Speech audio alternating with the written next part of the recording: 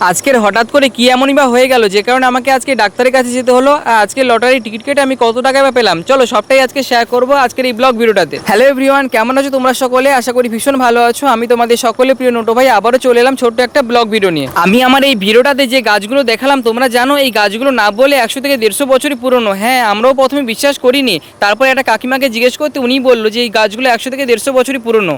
আর এইদিকে আজকে দুপুরে কাজ থেকে এসেই আমরা স্নান খাওয়া দাওয়া না করে আগে দেখো কাঁঠাল খেতে বসে পড়েছি সমস্ত বন্ধুরা মিলে। আর এই কাঁঠাল আমার কিন্তু একেবারেই পছন্দ না, আর বাড়িতে যখন কাঁঠাল আনে আমি ওর দিকে ঘুরেও তাকাই না। আর এদিকে দেখো কত কত কাঁঠাল খেয়ে ফেলেছি আমি। 1 কিলো মাছে 1.5 কিলো ডিম, এই গল্পটা কি তোমরা শুনেছো? সেই বিষয়টা আজকে আমার সাথে ঘটেছে। প্রয়োজনের তুলনায় অতিরিক্ত খেয়ে ফেলে যা হয় অবস্থা। আজকে বিকেল থেকে প্রচুর পরিমাণে আমার পেটে ব্যথা করছে কাঁঠাল খাওয়ার পর থেকেই। না কাঁঠাল খাওয়ার পর থেকেই বলাটা ভুল হবে, কারণ 2 দিন ধরেই কিন্তু আমার পেটে ব্যথা করছে, কিন্তু কাঁঠাল খাওয়ার পর থেকে অতিরিক্ত ব্যথার বেড়ে গেছে। এদিকে দেখো আমার কি পোড়া কপাল, ডাক্তারের কাছে এলাম আর ডাক্তারের দোকান বন্ধ, যে কারণে ভাবলাম যে না একটু মার্কেটের সামনে থেকে একটু ঘুরে আসি। এদিকে আমি আমার পেটের ব্যথায় মরছি, ওদিকে আমার দুজন দাদা ফোন করে বলেছে পাতিলেবু আর টক দই নিয়ে আসছে। আজকে ভিডিওটা তোমরা কে কোথা থেকে দেখছো প্লিজ একটু কমেন্ট করে জানিও তো।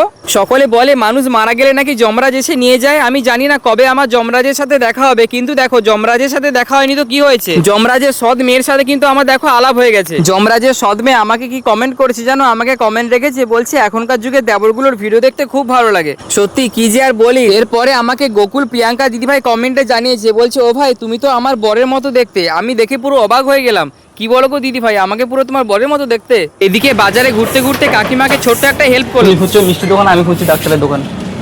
তুমি হচ্ছে মিষ্টির দোকান, আমি খুঁজছি ডাক্তারের দোকান। বন্ধ বন্ধ, কি করবো?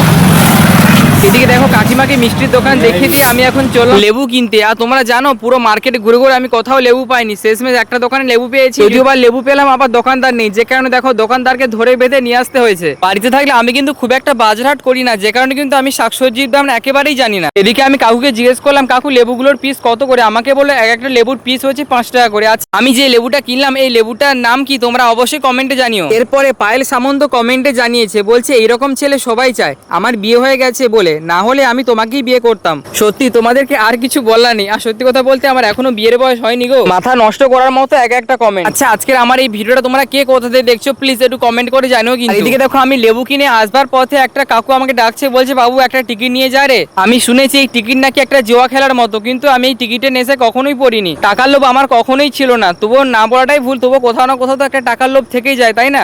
যেহেতু কাকুটা আমাকে অনেকবার করে ডাকছে, তাই ভাবলাম যে না একটা টিকিট নিয়েই নি। আর ওই টিকিটটার দাম নিয়েছিল 35 টাকা। এরপরে আমার দই কিনা হয়ে গেলে আমি এলাম ডাক্তারের দোকানে। আরে দেখো ডাক্তারের দোকানে এসছি আর সবে ডাক্তারের দোকান খুললো, আর ডাক্তারের দোকানে প্রথম কাস্টমার হচ্ছে আমি। যাই হোক না কেন ওষুধ খাওয়ার পরে আমি এখন সুস্থই আছি। আর হ্যাঁ তোমরা কিন্তু ভুলো এই টিকিটের চক্করে কিন্তু পড়ো না, এটা কিন্তু একটা জুয়া খেলার মতো। রাতারাতি বড়লোক হয়ে যাওয়ার মতো চিন্তা ভাবনা আমার মনের মধ্যে নেই। আমার একজন বন্ধু রাস্তার ভিখারি হয়ে গেছে এই টিকিটের চক্করে পড়ে, তাই তোমাদেরকে আমি সাবধান করে দিলাম, তোমরা কখনই কিন্তু এর নেশায় পড়ো না। একটা বিষয় সবসময়ের জন্য মাথায় রাখবে, কষ্ট করলে তবে কিন্তু কেষ্ট মেলে।